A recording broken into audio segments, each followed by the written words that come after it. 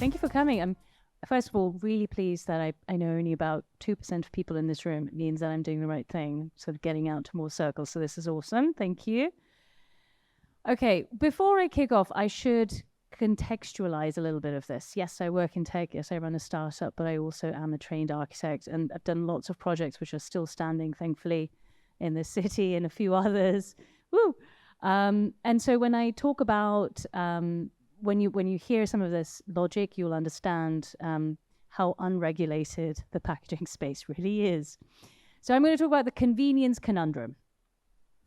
So for centuries, innovators have been singularly designing for convenience, neglecting environmental and social impact, right? So if you look at this is, you know, we all dreamed of Amazon years before Amazon came along. Like, oh God, we don't go to the shops. Oh, run out of X. If only this thing could show up at my doorstep in a matter of minutes. Can I just press a button and, you know, someone's going to ring the doorbell? What a dream. How convenient. Then who's coming to deliver it? What does their life look like? You know, is it normal to be just any ordinary person who suddenly is like delivering a package in their own private mobile and handing it to you because you're a prime customer and you've paid to get your thing in like 5 minutes? Also, do you remember the 5-minute, 10-minute, 20-minute delivery companies who were being funded up the wazoo because of convenience? Convenience is sexy. Convenience is king. Food and beverage is really where I've spent a lot of time on. So it's impeccably convenient. We pick up products. We can walk out of that store. We don't have to think about it. We peel it. We throw it away.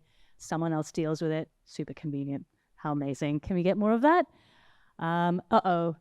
Okay, so increased demand for convenience has us trapped in a negative behavioral loop. We are addicted to convenience now, in case you didn't figure this out. We can't deal in an environment where things take too long. And that's also because of how quick tech is in general. So we're consuming faster than we've ever done. And I know everyone knows this, but ironically, wherever you end up on a beach in Asia, you're probably surrounded by the junk that you consumed at some point. So now everyone globally knows what kind of products we use. That's really embarrassing. We're depleting our resources faster. So, you know, the Earth Day, and then you get the date of the time of the year when we've depleted our resources. It keeps going back and back. So soon it will be like 1st of January. Oops, we've just consumed everything we were meant to for the year faster than we could. And then we're generating all of this in piles and piles. Like, this is ridiculous. Surely, this is insane. But people across the globe have a really poor quality of life as a result of this. And there's a big price that we're paying for it. So when convenience has been a driving force for so long, how can we challenge people to innovate differently? So we can't convenience our way out of society for very long. We know this. And the design for convenience must include all aspects of sustainability. We hear this all the time, ESG. Well, it's actually a measure. So how well is it impacting our environment? How well is it impacting people? Do they have good jobs? Is the governance of it all working correct or not? So introducing CLUBZERØ, this has been my main focus for about 9 years, is to how do we transition us away from a take, make, and waste society, but we're designing consumption around convenience, because I also recognize no one's up for this unless it is convenient. Now, there's 2 images on one on the left-hand side, one on the right. You can guess which one is single use. We've very carefully looked at every single use case. We've now got 12 packaging SKUs across returnable packaging. I call it returnable packaging, not reusable, because reusable is something you can buy, keep, and use yourself. Returnable is essentially something you return, you don't own. The ownership model is different. But you borrow it in the same way as you take something away with a single-use packaging, you take it away with CLUBZERØ. It's a returnable product. In the same way as you want to get rid of it as quickly as possible, you drop it into a drop bin. So drop point, and we don't call them bins because we don't like using the language around waste. It's dangerous. People think that it's dirty and it's disgusting. So we use different terminology for it. Now, the borrow and return, as simplistic as I've shown you, is actually really fucking complicated.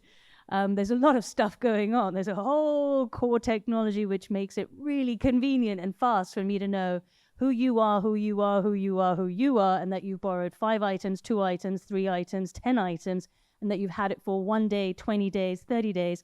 Anything longer than 30 days, then we've assumed you've kept it and we'll charge you for it. So there's an ownership model during the time that you borrow it. and return it. We are designing for better solutions that are really good for people.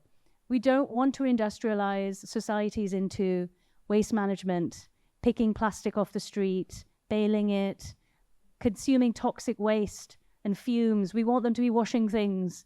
Get your marigold gloves on, whatever it is. We don't really do that, but it's industrial, good for the planet. So we've so far sold over 1.3 million items.